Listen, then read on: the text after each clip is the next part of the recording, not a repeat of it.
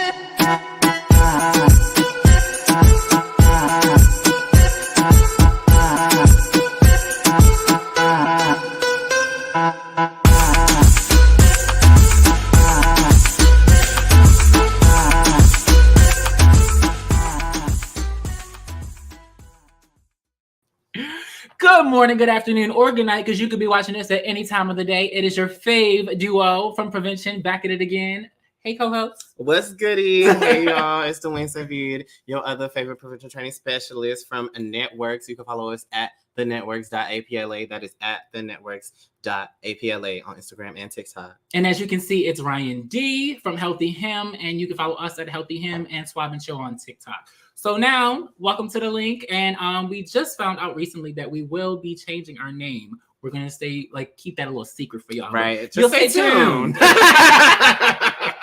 Stay tuned for it. But let's get into, what's popping? Okay. Ooh. What's popping? It's so much going on in the world, child. Okay, so first, I don't even know. What's the graphics? Yeah. Come on, graphics. Well, let's start with they're rebooting The Color Purple, a timeless classic, okay? And this cast is full of stars, okay? Who do they have? They have Taraji. They have Halle Bailey. Halle Bailey, okay? Yeah. I always mess it up, girl. I'm sorry, but I love you. Mm-hmm. And who else? The girl. They got Fantasia. Oh yes, I forgot about her. The guy from Euphoria, the one who plays he plays her sponsor. You got to get to Euphoria, friend. Oh, you talking about Ali? Yes, He's in it. And then Taraji. Now, here's my thing.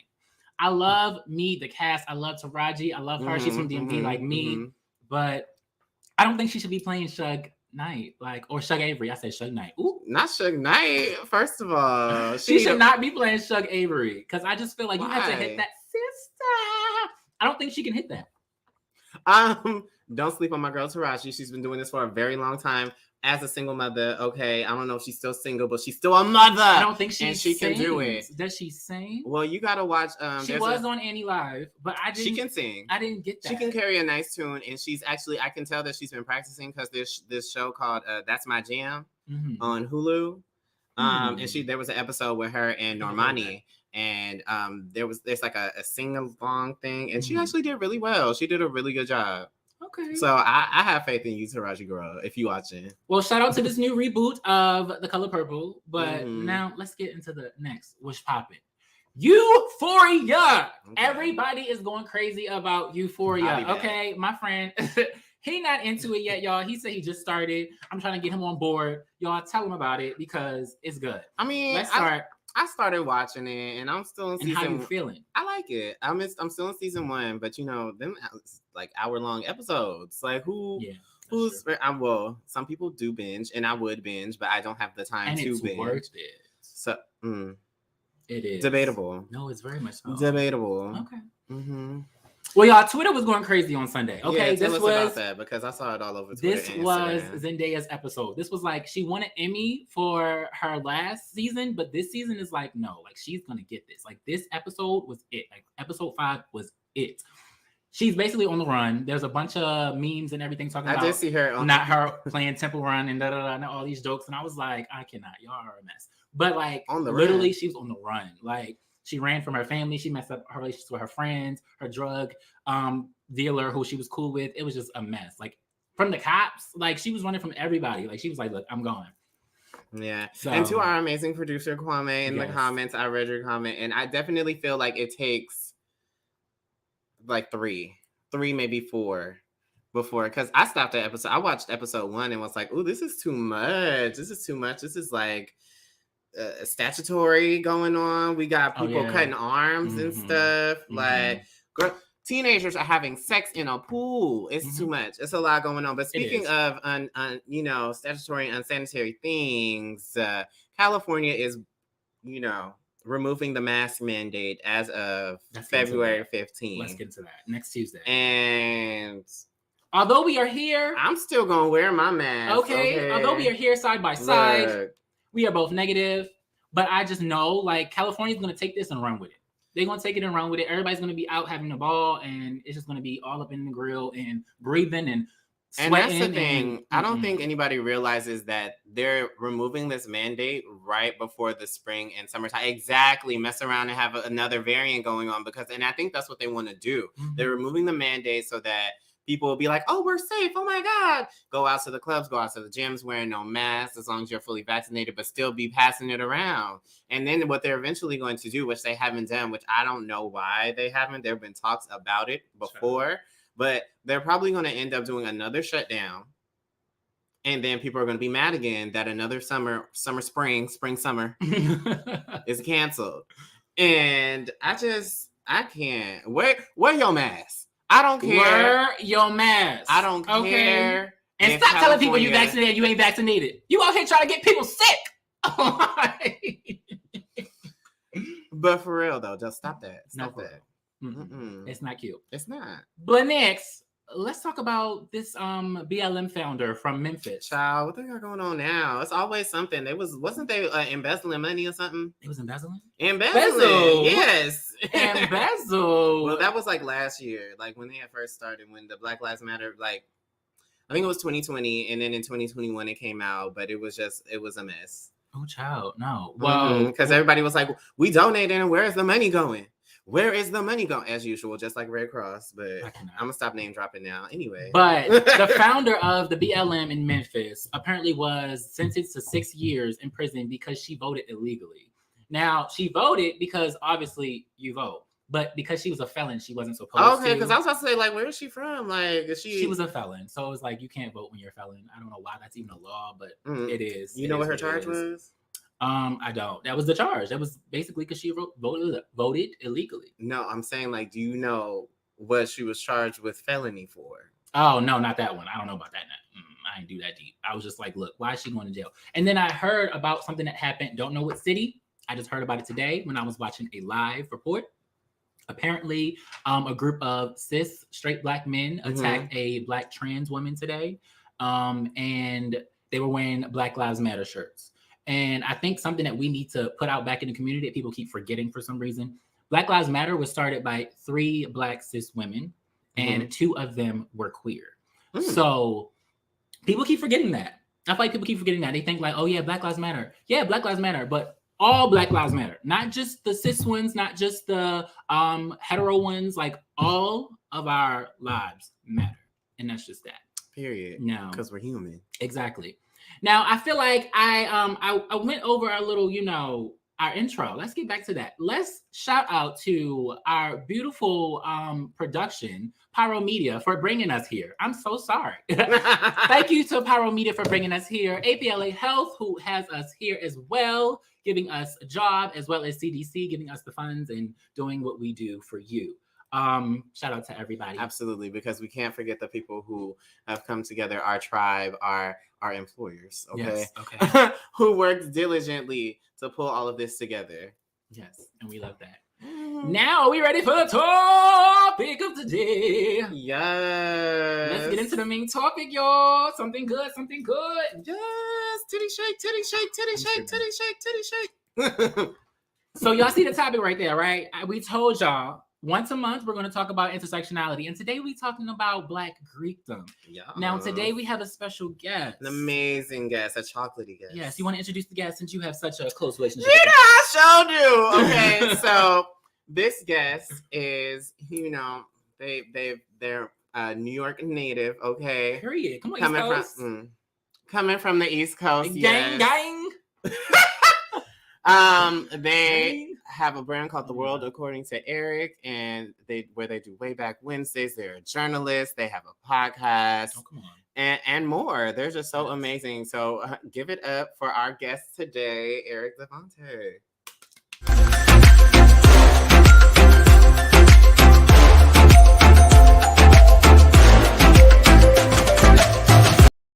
Mm-hmm. Hi.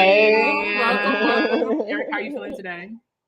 I'm great. I love the introduction. Thank you so much. Dwayne, I peeped the face when you said an East Coast native. Don't be that girl. Right? Don't be that girl. Right? It is what it is, baby. We want peace in the Middle East, okay? But it's always West over here, so. Child, there would be West without East, honestly. I'm saying we need to complete the compass. Debatable. I love this lighting. Come on, you guys, the lighting and everything. Right? Okay, look, get into the skin, get into the lips. They Thank glossy. you. Okay, the teeth is white. Take cotton. Okay. Period. You guys are amazing. Yes. Thank you so much for having me. I'm excited to be here, and this is a great topic. Yes. So, I mean, let's just get into it. So, let's start with what Greek org are you a part of? So I am a member of Phi Beta Sigma Fraternity Incorporated, which is amazing. For those of you that have only seen Greekdom on an aesthetic scale, we are the blue and white. Right, very not fair representation. Not fair representation. Not fair. Once again, a member of Phi Beta Sigma Fraternity Incorporated, not Stomp the Yard Incorporated, because baby, if you don't know, misled. And I wanted to bring this subject, just to throw this in there as well. I wanted to bring this subject primarily because I am also a Greek. I'm a part of Iota Phi Theta Fraternity Incorporated. So I know how it is, period. I know how it is. I'm not Greek, y'all. He's not Greek, but that's why we're going to have, all point of views. But I know how it is for the NPHC Greeks, for those who don't know, National Pan-Hellenic Council Greeks, compared to other Black Greeks. Because NPHC, we really we be in our own little bubble compared to everybody else. Absolutely. So that's like our thing. And I think we're trying to get the perspective ultimately of us as Black gay people in general, which is I love. So I'm glad that you're here again. Thank you once again. Of course. Okay, you said you're Iota, and you said you're a what? A Sigma, to keep it short. Yes. Mm-hmm. Yes. Okay, Iota right. Sigma. Because I was like, I'm not gonna repeat. I'm not gonna try to repeat it, and then before you know it, at the end of the show, I got DMs and threats on Twitter talking about you gonna put some respect. Okay, that's the energy, but you good. It's okay. It's all good. Okay, we got you. What is the long version of yours? Iota Phi Theta Fraternity Incorporated. Why y'all's couldn't be that short? It's not short. It's 3 words. It felt like 3 letters technically. Yeah, mine is Iota Phi Theta. His is Phi Beta Sigma. 3 words. We just have Fraternity Incorporated after, so it kind of sounds long. After it sounds long, but exactly. Trust me, but when did you say it as many times as we've had to say it? It's that part. Fitting. It is. Intended, I guess. Come on. I don't get it. If you know, you know. If you know, you know. Right. But when did you become a member of Phi Beta Sigma? I became a member. So I went to Binghamton University, and my chapter is the Alpha Alpha Xi chapter. Amazing and astonishing Alpha Alpha Xi chapter, and that was spring 14. So that was our centennial year, which was super cute. Centennial just being, it was 100 years since the fraternity was founded, so it was really special. Wow! Look at you. So you had the whole undergrad experience. It was amazing. Yes, absolutely. What about you? What year did you do it? You did it sophomore year or junior year? It was my sophomore year, my second semester of sophomore year. I was 20. You definitely had a long time to have it. I crossed around my junior year. So I only had 2-ish years to really indulge in the Greekdom. But it was I wish I could have had more time because it's it's everything. But it flies by so fast. I want to know what made you want to join Phi Beta Sigma? So Phi Beta Sigma was actually the last organization that came to campus, at least on the male side of things. We had the Omegas, we had the Kappas, we had the Alphas. And I think for me, I wasn't necessarily, I wasn't interested. That's a damn shame. I wasn't interested in any of the orgs on campus because it's true what they say. Like, you never know which org you would have been in based on which school you went to. Like, that really is the determining factor. I've heard So that, for me, it's true. For me, I saw a lot of stereotypes come to life in real time. Like, I saw that the Kappas were very like pretty and supposedly self-absorbed. It's Not me. necessarily. That's what I want to be. If I ever wanted to be a Greek, it would be that one. Well, we don't say that out loud. I don't care what. Right, but but yes, aspirations. We love aspirations. Right. Right. Ryan got you. Ryan got you. Actually do it, y'all. Dang. Like, y'all be ready. Right. The Greeks is rough. Okay. Look. It's a thing. Like, it's really. And the thing is, before even getting into these spaces, there's so many do's and don'ts that you have to abide by in order to even get in those spaces to begin with. But exactly. I digress. What was the original question? What made you join? What made you want to join? Thank you. So yeah, we had all the other orgs, and I didn't feel like I fit in. Initially, I didn't want to be Greek anyway because I felt like it was for people that struggled socially, and I didn't need help making friends. Okay. That's just what it gave, like on a superficial level. And then like I was really close to the Zetas because they were a part of my dance team. Like my president was a Zeta, the next president was a Zeta, but I knew her when she was online for it. So it was just like being so close with them. Once Sigma finally came to campus, I was like, oh my God, it's not just the superficial things I thought it was, you know? So Sigma felt right. And I also felt like because it didn't have a reputation on campus at that time, I could come in being who I am and make it what I feel like it should be, you know? I love that. Okay. So do you feel that your org accepts you or others who identify as gay or bisexual? In totality, yes, because we're supposed to be the people's frat. So very much like come as you are, that is very much our energy or our branding. So I feel like in New York specifically, I'm accepted and respected, but I think that there were a lot of things that played into that. Like I was the one openly out gay person, at least for my generation. And at first, a lot of guys were hesitant towards that. But at the same time, when you're a gay guy and a gay Black guy, the women follow very closely. And that meant that the sororities followed very closely. And these guys were like, damn, like the gay niggas, sorry. Woo, the gay dude. We have a warning. We have a warning label. Okay. As you can see, I'm no PBS kid, but it's okay. We're that kind of show now. Yes. I love that for y'all. Okay, right. It's a whole reband, baby. Just wait on it. Love that. Love that. So yeah, they couldn't really deny what I brought, not only professionally and academically, but socially. So I think through that and just seeing that I'm no different than them, other than who I'm having sex with, you know. So yeah, New York loves me, and some other states. I love that. Okay, so your chapter accepted you, and you feel like your org did. How about? Because I know. Wait! I had a question. Okay, go ahead. I'm sorry. Ooh, girl. So anyway, you said that they were a little hesitant, like you know, as you put it, accepting a gay nigga. Sorry, I'm trying to channel. You're doing it. Take your moment. Okay, into the frat. So what do you mean? Like what type of hesitation? Like what do you think some of the concerns were? So I didn't hear all the concerns. A lot of it was like hearsay, but it is what it is.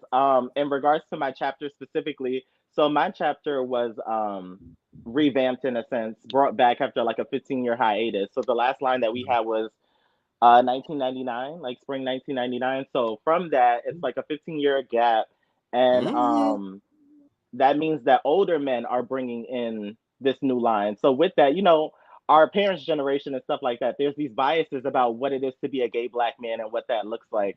So for them, they were afraid. And I'm one of those, like, I was outspoken. I wasn't wearing crop tops and stuff at that time, but like I was still very much, this is who I am. And I think a lot of them didn't know what the future of the chapter would be because at the time I was the only interest. Like I was the first and only person that expressed being interested in this org. So if they did go forward with me, I was the representation.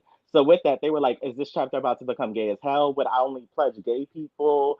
and so all these irrational fears that they had, that's what was going on. And then in regards to New York as a state, I think there was just like, this dude is very feminine presenting, or has a lot of feminine energy, and that wasn't the standard or what we were used to at the time. So I think it was a lot of that, like, what is our org about to be? You know how guys, they always want to try and gatekeep stuff, and it's very that. So do you think that, like, do you feel like that ever transferred over in any point in time when you were like pledging? I was blessed to have an amazing, I could say it. I was blessed to have an amazing dean who was very, like, one of the things I found out once I crossed is that he had a conversation with bros before they came to visit us and said, he's gay, do not address it. Like, do not address it. And I'm so grateful that he did that, because I was with him when he was trying to bring back the organ. He knew how much I really wanted it. And he was just like, look, this is who he is. He's solid, respect it. And this man was like maybe in his early 40s at the time. So it was just like, he really saw something in me. So they weren't allowed to bring it up. And then as time progressed and they were getting to see me in the same spaces as straight gay, what am I saying? When they saw me in the space with other okay, non-binary, just confused me. Okay, it wasn't. That's it. I'm every woman, very that. But no, when they saw me in these rooms with these other straight men, and they saw, period.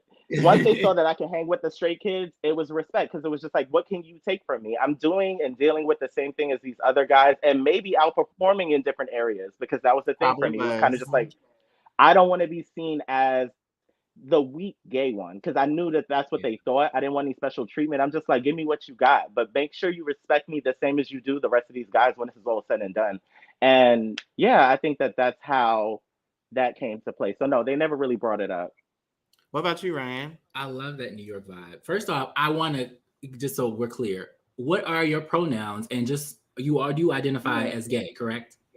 Yes, and it is he, him, his. Okay, just making sure. You got to do that nowadays, 2022. And the baddest Absolutely. B. Okay. Period. That's the other one. Baddest B on the brand. What is your question? So, so Eric was basically just talking about how there was a little hesitancy, you know, with him pledging because him being gay. And I was like, well, was there any hesitancy for your org? And if there was, like, what were some of their concerns? Now, because it seems like while Eric was, you know, explaining everything, you had some head nods, you had some similar experiences. Yeah, so like, what's tea? Come on. Okay, so my thing is, my situation is completely different. I usually don't disclose as much because people always ask questions, but I am the ultimate legacy. My grandfather is the founder of my organization. Yes. What? So, yes. So my grandfather is the founder of Iota Phi Theta, and I never really wanted to be Greek.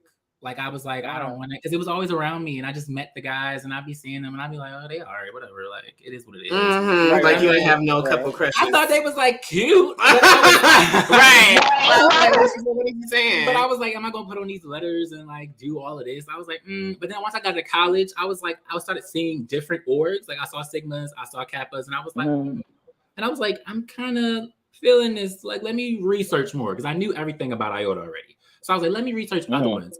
And then there were some other ones that I was a little interested in as well. I'm not going to say that because you don't do that to yourself.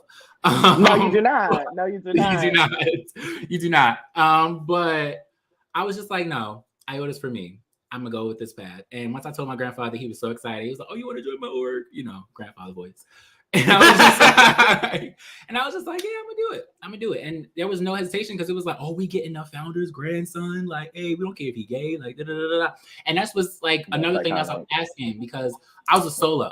Oh, you have some bias. That's what. Okay. Wow. I was a solo, spring 19 solo, and you on? Huh? How long were you on? What does this mean? Hold on. Because I'm gonna stand up for us who are not Greek, okay, who don't understand all this little finagling lingo and things. You know, this is where we're bridging the gap. Okay, so look, I know. I'm like, he basically asked in layman's terms. He basically asked, "How long was the process of me becoming a member? Becoming my membership intake process is what we'll use. We'll use the good terms. The good terms. My membership intake process was approximately 2 months. So yes, it was about 2 months. That is not easy. That is not easy. But yes, how long was yours? 8 weeks and 6 days. Oh, okay. Come on. You said, let me break this down. Come on. But you know how it goes. Like, you get used to saying it a certain way because that is how, it's just the phrasing of it, ladies and gentlemen. And it's hard. I'm really trying to like break it down to you guys without like getting into legal territory because it's multifaceted. But yes, when I asked him, perfect definition, Ryan. When I asked him how long he was on, how long did you go through your membership intake process? Yes, exactly. Yeah. And we mentioned, I'm tracking. And we mentioned James ain't no good. You felt a certain way that you felt about your org and your chapter. Now I know the Sigmas are very close related to the Zetas as well, like y'all brother and sister, because y'all constitutionally bound. So how were the Zetas feeling about you? Like, did you have line siblings, line sisters, line brothers? Like, how were they feeling? Yes. We had 4 line sisters, and they are incredible women. Love them so much. And as far as the Zetas go, they were the reason I found out about Sigma to begin with, because, you know, like I said, I was a part of the dance team in college, and my president freshman year was a Zeta. And then sophomore year, the person who became president became a Zeta. So it was always around me. And one of them actually paid half of my membership fee. Because I couldn't afford it. I was a sophomore in college. Yeah, I couldn't afford it, but she knew I really wanted to do it. And they were like my big sisters from before Sigma came into my life. Wow, so it was like divine. It was divine. It was absolutely divine. I love that. Yeah. Come on. What's my next question? I lost my train of thought, child. You have a question? So just based off of your, like, because I mean, shit, you can't really talk about anybody else's experience. Right. Do you feel like your Oregon chapter accepts and acknowledges like you and like others who may identify as like, you know, gay or bisexual or just simply anything other than straight? Okay, because we don't have to label it. I think I already asked him that question. Oh, I mean, I don't know. I didn't hear that answer. Well, okay, so like after me, I feel like in my chapter, I feel like there's definitely a bigger comfort zone where alternative lifestyles are more acceptable, if that makes sense. Like, I don't want to say that I was the person to open the door, maybe for my chapter specifically, because I don't know any older gay members. That's what I don't even like, know any younger gay members. Yeah, I don't. So that's one thing. But yeah, it's just there's so many gay people in these organizations, whether you're open about it or not. We exist. Gay people, or just like people of all walks of life, take up every space in the world. Like, you know, it's only a first to you, but this has been happening. So I think that they're definitely more receptive to the idea now, because I've done great work for my chapter, and it's not about I'm gay. I'm a Black man who fits all of the qualifications for this organization. I do good work. I bring in good members, and I keep the brand alive and well. So it's kind of just like, what can you tell me? So yeah, no, it's a safe space now. Okay, you have a question in the comments. How would you advise someone who wants to be in your org to prepare, especially if they are LGBTQ? That's a great question. And both of y'all can answer this. Yeah. Legacy. I'll let you go first. Because you got all the secrets. Right, that's a unique experience. That's really iconic, by the way, that your grandfather is the founder. That is so iconic. Yes. Yeah. I would tell them it's tough because it depends on where you are in life. I know some DL people that came into the organization, and it's a different experience for them as opposed to me, who was open about it. But I would say know who you are and really establish your whys, because there's a lot of things that you're going to endure holistically that you really need to be intentional about. Like, for me, it was like, why do I want to be a Sigma? What is it that I need? What is this going to add to my college experience? What am I hoping to give? And that really sustained me on the days where I'm just like, I don't want to do this anymore. So I would just say establish your why and know who you are, because they're going to do everything that they can to alter your mind and break you down, essentially. So you really need to know who you are to the best of your ability at that time. Yes. And for me, I agree with everything Eric just said.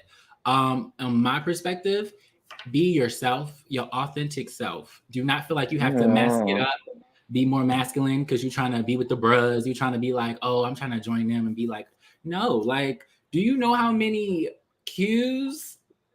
Child, let me not spill my tea, but like, look. Ryan, do you know them? Can you give me some DMs? Like, can you DM some at names? Because I've been like, and he does, and he can. We'll do that off the air, though. We will do that off air, but baby, I will just say I've had my own fair share personal sexual experiences with the most masculine cues of them. So look, y'all, this whole I have to act this way or do this way, no. And that's a topic for another show. It is. Be your authentic self. Be true to who you are, and let's just start here before we go on with any more things, and before we have this commercial in 4 minutes. Y'all, if you think that you could just join an org or just sign up, it's not like that. It's not like that at all. It's very like you have to put the work in, and you have to actually have credentials to be like, okay, I'm going to do this, and have a goal. People just want to join, but they stroll. I want to stroll. That's not all we do. It's me. He's talking shit about me. Because I mean, that's not what we do, baby. I definitely wanted to experience the other things, to be honest, but I would be lying if I said like I didn't, just want to do a little shimmy. I can. I know, but that's some of the allure to it. Like that is some of the propaganda of it. Like the glitz and glam definitely pulls you in. Anyone who says that they didn't take note of that is lying, because they do it on campus, at shows, But that's not going to sustain you. Like if you go through it, that's not going to sustain you, because you'll be like, you know what? I could just take a dance group. You'll never think about it again. Like. Okay. No, but for real. Let's talk about it. Yeah.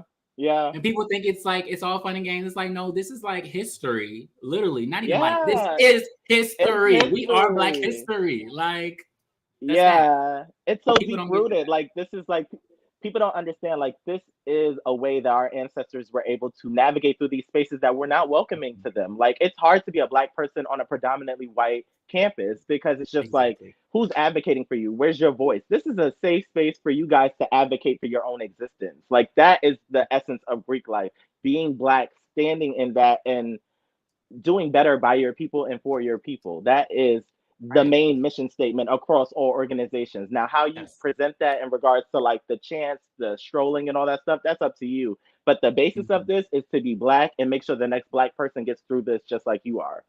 Right. Period. I love that. Okay. Did you have something to say? I did. The main reason we're having this conversation also is primarily for the fact that the NPHC, National Panoramic Council, the Divine Nine, as other people know it, was made because we weren't So why didn't y'all say that in the first place? Because I was like, what is this council that we are talking about? That's our formal... So just say that because regular folks like me, okay? Because I can't be dropping the N-bomb on the air. They're gonna cancel it. No, that's a teachable moment though. That's teachable, because as Greek people, we're just conversing, but it's just like let us know the parts where we do lose you, so that way we don't, because there's messaging here. So it's like any point that we lose you, we can clarify it. Just let us know that we're losing you. So yes, the National Panoramic Council is essentially the Divine Nine. Everybody knows the Divine Nine, I would hope. Everybody knows that name, yes. If you know the Divine Nine, then you know the 9 organizations that come under it. That's the National Panoramic Council. Most of them, yes. But the thing is, the National Panoramic Council, Divine Nine, was created because we were not allowed into these white spaces to be in these white organizations. So we created our own space. And now, in this case, while we're having this conversation, is we're getting shut out from that space. But now it's like some of us from the spectrum of LGBTQ are being shut out from this space. In some cases, depending on certain chapters, because there's certain chapters around the country that are like, no, we don't mess with that. And we can definitely get into that. But we're going to take this quick commercial break because we have sponsors and things that we need to do. We're going to get to some things. Period. Okay. I want to go shopping. No, but we'll talk to you right back after this commercial.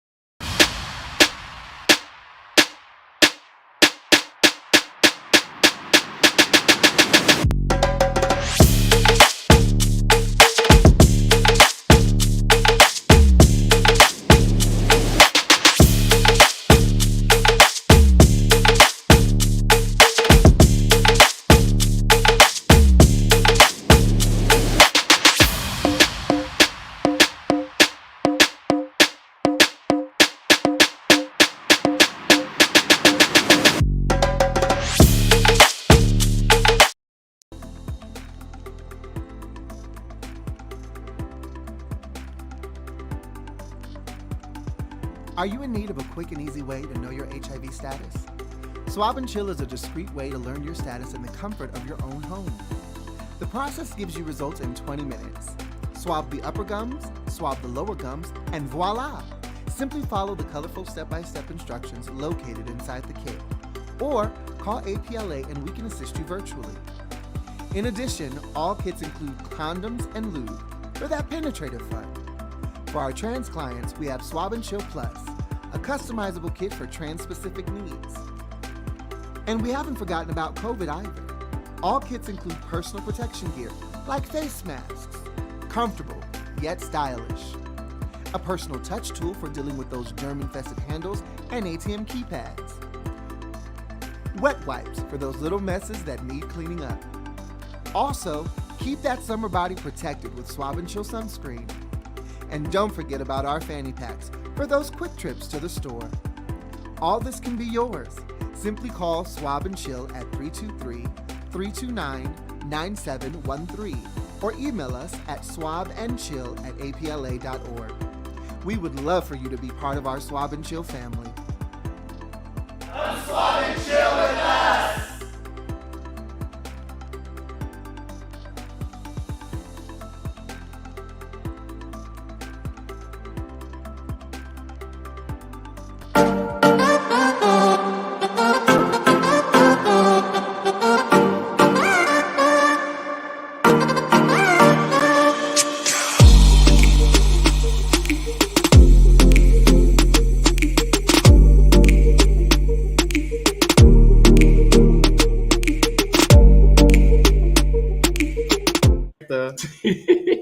And we are back. We had an interesting little break commercial just now. Okay, I destroyed the set and I brought it back. Well, we brought it back real quick. We was like, oh, let's get it together. Really. I couldn't even tell. Wow. Okay, right. We okay, like that. Professional. Okay. We do. But let's get more into this intersectionality. Okay, that's what we're here for. So we're gonna talk about your experiences. What do you think your experiences as a Black gay man in your fraternity, essentially, what helped you own being Black and gay? Once I was in the organization? Yes. Like, where did you find yourself? And I'll answer that as well, because, yeah. Okay. I mean, I took a solid oath to myself. Once my mom found out, it was over for everybody else. Like, I could care less because, you know, that was the person that I cared most about, or in that level, you know, like my mom is my everything. So it's kind of just like, if she can deal, it's late for the rest of you hoes. Like, you know what I'm saying? So once I was a Sigma at that point, it was kind of just like, I pledged being out the closet. So I didn't know any other way to be. And if you didn't like me at that point, you just didn't like me. And maybe that weighed on me more when I was 20 because you care about those things more. But still, it was kind of just like, if I was to live any other way, that's all brand. Like, I didn't know how else to exist. You know what I'm saying? And that. I understand that everyone's situation isn't as giving as mine was. But I was fortunate enough to just be able to walk in that lane. I don't know. God. Okay. I love that. Yeah. So obviously, I'm assuming your mom supported you when you told her you wanted to join. Like, how did that conversation go? She was really excited because she wasn't as supportive when I came out the closet. And I think like it was so left field for me because I was always one of the girls. And that's why I joined Sigma. I was so tired of being one of the girls. Like, I remember being in conversation and someone was like, girl, I was like, I know. Which is crazy because I'm such that person now, and I've always been. But for some reason back then, it was just like, no, like I am a boy and I want brotherhood. I want to feel like I don't want to be uncomfortable in barbershops. I don't want to be uncomfortable around men. Like, and me growing up without a father, it was so important for me to try and figure out a way to fix that for myself because it was just like that little sprinkle. Come on. Yeah. I was just so uncomfortable around cisgender Black men, like straight Black men. It was so uncomfortable for me. So Sigma was kind of just my way of forcing myself into a better space with that. So I love that. Okay, this is off topic because I don't know what, but what is your sign, Eric? Because you sound too much like me. I'm a Capricorn. That's why. That is my moon. I'm a Gemini sun, Capricorn moon. Yes. I love that. Because I'm like, he sound like me, like single, like like single mother, like don't have a father. Want that experience. That was the same thing for me. Like I wanted that experience. Come on, Capricorn. Geminis and Capricorns all day. We love them. Okay, yes, absolutely. We love Aries too. Okay, Aries is cool. We'll bring it in. We're the best. Okay, let's start there. We're number one. Literally, you cannot have the zodiac without us. Right. Like, that is true. Y'all do start the zodiac, but anyways, to answer the question though, I feel like for me it was essentially, like I said before, being authentic to myself. Because there would be moments where I would doubt myself, and I would be like, maybe I need to like butch it up a little bit. Maybe I need to try to fit in. I'm like, everybody knew who I was, and obviously I'm gay. Like you go to my Instagram, and they would look and be like, oh, he's gay. Like, yes, right. I'm not in the closet, but it's just like when I'm around this certain demographic, I'm like, let me try to change a little bit. But I had to catch myself. Yeah. So like during my process, I was like, no, what are you doing this for? Who are you trying to please? Like, who are you trying to please? Absolutely. This is for you. And if they don't like you for you, then you don't need to be doing this. And that's advice for everybody. If they don't like you for you, you don't need to be doing this. Okay, so here's a question. Yes. And then we're gonna get back into the intersectionality aspect of it in this conversation that we're having. I need some quench my thirst. You're a little dehydrated. I feel the same way. My water's so far though. Okay, I mean, I know it's a lot of chocolate in the room. You know, it could get hot. Okay.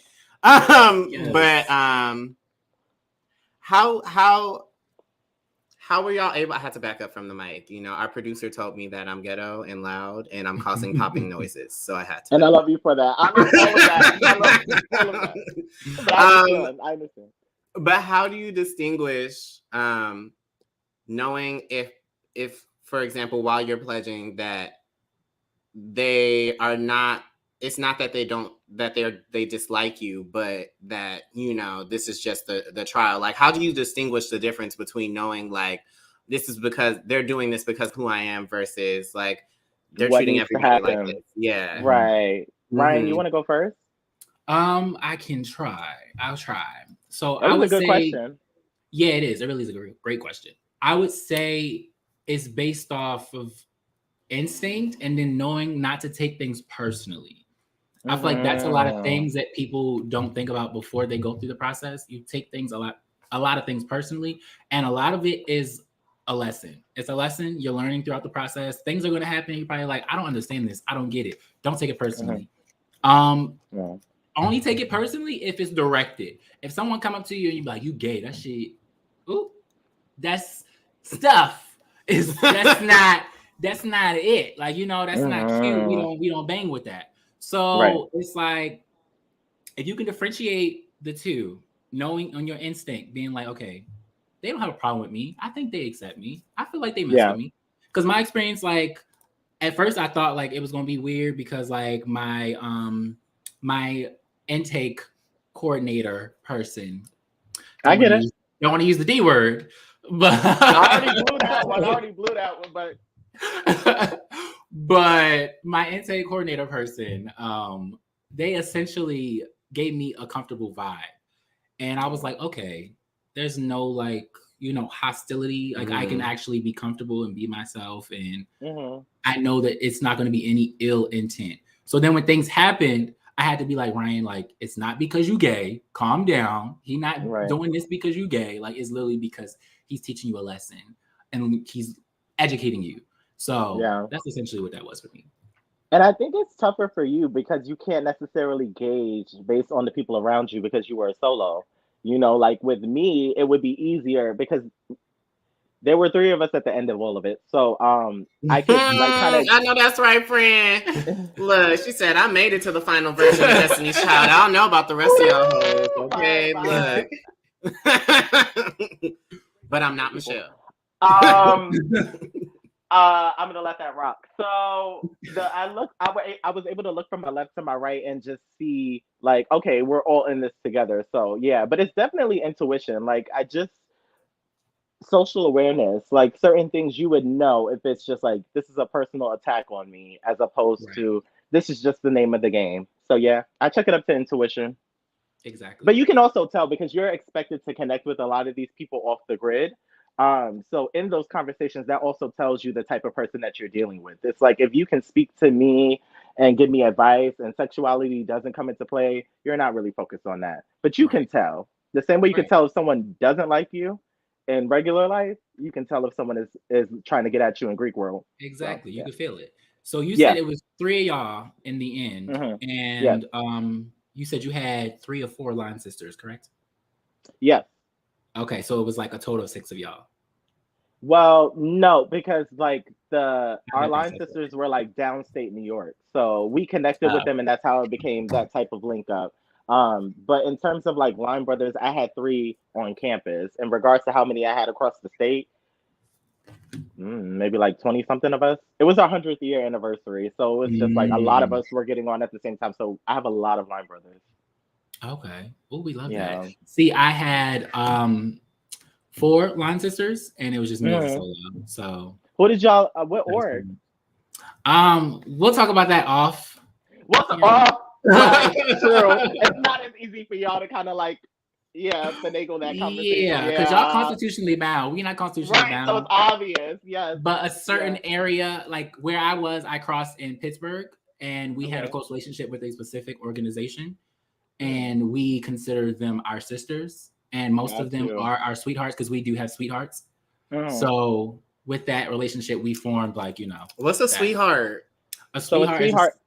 Go ahead. Sweethearts are basically young women that are brought into the situation to aid you throughout the process. So like sometimes you have to do projects like arts and crafts. It could be banners, paddles, all types of woodwork decorations. And they are essentially the people that are making sure that you're nourished, that you're eating properly. If your clothes are not in perfect quality, they will fix that for you. Like they're very much like your sisters, your girlfriends, like very that. Oh, okay. Right. So do a lot of the frats, like, do they just end up dating their sweethearts? Or I mean, it's natural in a lot of like straight situations because you just have like young boys, young girls, a lot of hormones. So obviously you're already close because that level of vulnerability is there. So everyone's just kind of like, so yeah, it's not uncommon. Trust and believe. It is not uncommon. Right, at all. Speaking of that, I'm glad he brought that in. I've seen a lot of same relationships with same orgs. Like, give me your perspective. I would love to hear how you feel because I've seen Sigmas who are marrying Sigmas. I've seen Kappas marrying Kappas. I've seen Deltas marrying Deltas. Like, how do you feel about it? It's beautiful. We love it. What is your perspective? What is your perspective on that? 2 of my best friends are married and they are Zetas, which is so cute because they have the same name and the same number. Oh my God! Yes, I love them. Yeah, so I love it. Love is love, and I love to see people genuinely happy. So, sure do. So you find it where you find it. You know, like who's to tell you that that's wrong? If someone feels right, rock out. I love that. We love that. Okay, come on. So, what are some of your like highs or positives that you can recall from? Oh, bless you. Keep the. I coughed. Yeah, I know it's not that. Go to okay, hell. Well, I was like, Omarion came through and went like. Okay. He is in the comfort of his own home. Speaking of, you can get us, as you saw the commercial, get a swab and chill test from us, and we can send it right to your house. Okay. Period. Okay, but don't eat or drink nothing 20 minutes prior. Right. That's the glitch. But what are the highs? No spaghetti. I cannot. What are the highs and positives that you would you can recall from simply going through your process and then being in your organization? It taught me so much about resilience and self-assurance because I was so young, and when I was 20, that's like 4 years removed from me coming out. So I was still very insecure in a lot of areas.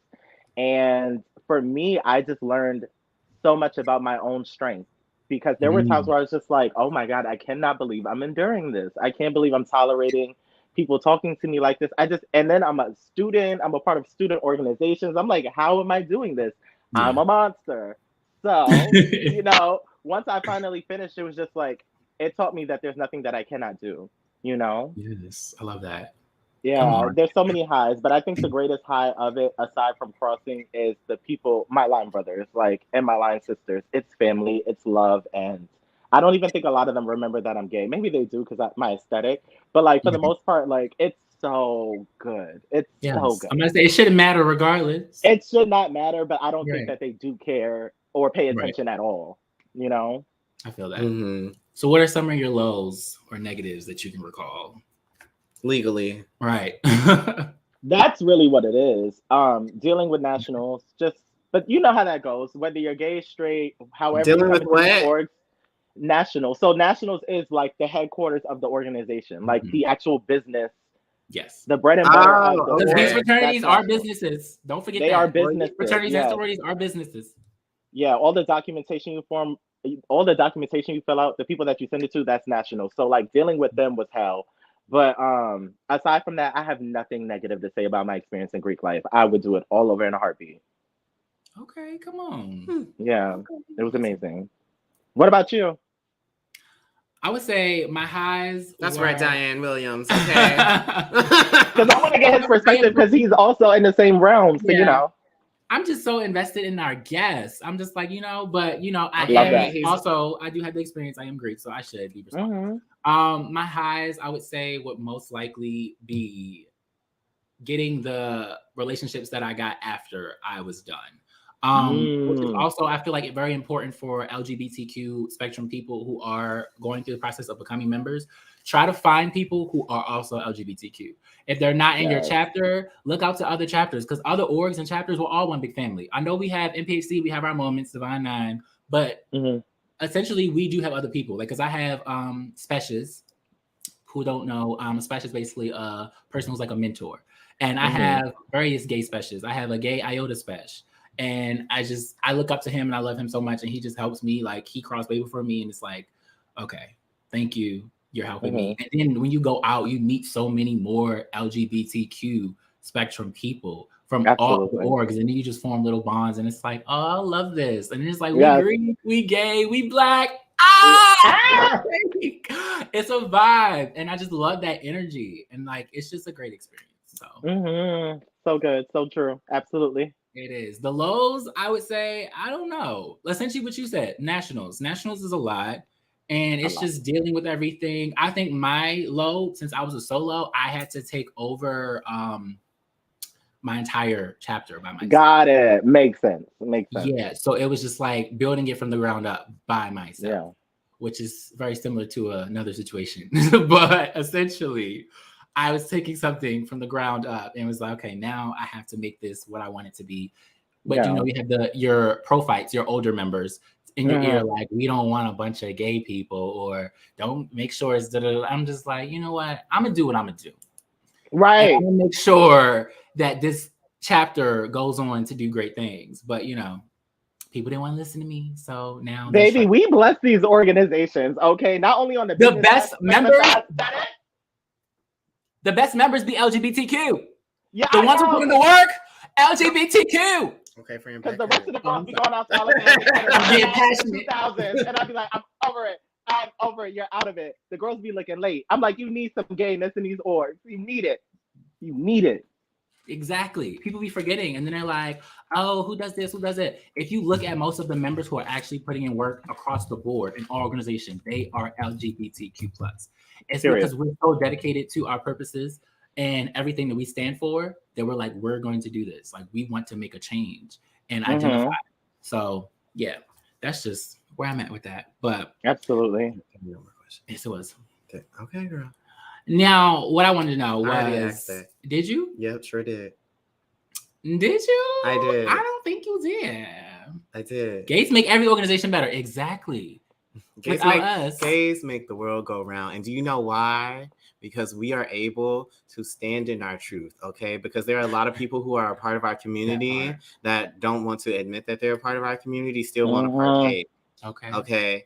So, we stand on the cross while, others choose to, go on and live the fantasy, which is fine, not condemning anybody, but yes, we make the world go round. Okay. That's so true, though. That is so true. Standing in your truth makes you a more effective person. It does. As a whole. It really does. Okay. Now we're about to wrap up. We have 4 minutes left, you guys, and I just have 2 last questions for you, Eric, our wonderful guest. 1, what advice would you give a, I guess, afraid little Black boy who's in college, who's like, I'm gay, and I want to join the MPHC. I want to join one of these organizations. Like, what advice would you give him? He's scared. Do your research, definitely. Do your research, and not just your online research, but like your social research. See what they're doing on campus. See if their values align with yours. See what you like, what you don't like. And then really own your power, because that's how you stand out in every space, but especially in college. Like, there's so many different lanes to hop into, and it's just about knowing who you are. And a lot of us don't know who we are at that stage, but do the things that really interest you. Like, go to these informationals, know the rules and discretion, and don't tell everybody about it, but like, do it. Like, put yourself in these spaces, because the worst that can happen is that they say no. So I say go for it, Pooh. You got it. You got it. He said everything I would say, so there you go. My second question now. Girl. Don't give me the look. He did, literally. I mean, but you could rephrase it, like, especially as a legacy. I'm gonna keep holding on to this until I cannot. I literally made a YouTube video about this, so if y'all want to go see it. Royalty Ryan, whatever. Maybe, but you essentially said everything I would say. Now, my next question I want to know is, would you do it all over again? Girl. Oh yeah. I would do it. It would take me a second to get on board with like the grittier part of it. But based on what I've had almost 8 years later, every single time. We love that. Come on. I would need therapy. That's what I'm saying. But every single time. So if your membership intake person was like, we starting this all over again. Spring 14 never happened. You said spring 14, right? Yeah. Spring 14 never happened. You're not a member. You got to do this again. You're going to be like, all right, let's go. Does everyone around me still remember me? No. We starting fresh in 2022. What the hell? Did everyone get like amnesia? They got blipped. They got blipped. Memory swipes. They gone. Swipes. 2022. I'm 28 and my brand is booming. Girl, they're all grad chapters now. If you don't do it in undergrad, you can do it in grad. As long as you have a degree, I think. I would take that blue heart off. I know, right? For the sake of my connections and my family that I've made, I would do it again. But they better not forget me after this round. They better not, or else it's dust. Come on. It's dust. Come on, Hunger Games. Come on, Hunger Games. Give a Hunger Games catching fire. Coming back for the second time. I cannot. Yeah, I love that. I would do it again. Okay. But thank you so much, friend, for being on our show. Yes, thank you so much. I love the topic. I'm glad you came in for the topic. I'm glad we got to go back and forth with both of our experiences. We need to get this out there because people need to know. Like, we don't have enough LGBTQ advice for people trying to be Greek. So it was definitely needed. Oh yeah, this was amazing. Thank you guys so much for having me. This was great conversation. Of course. Oh, yes. Just so you all know, we do have services. We're still doing our Black History Month raffle. So if you get an HIV test kit from us, call Swab and Chill at 323-329-9713 or email swabandchill@apla.org. Plus, you can also follow us at Healthy Him Again. Got to put that in there, of course. And if you get a test with us, send us your result back. We'll enter you into the raffle. And we have a bunch of Black-owned businesses for Black History Month. You can also get a test with me, y'all. Yes, as well. You know, if you don't want to swab your mouth, you know. Yes. Get a little finger prick. Okay. It's just a swab.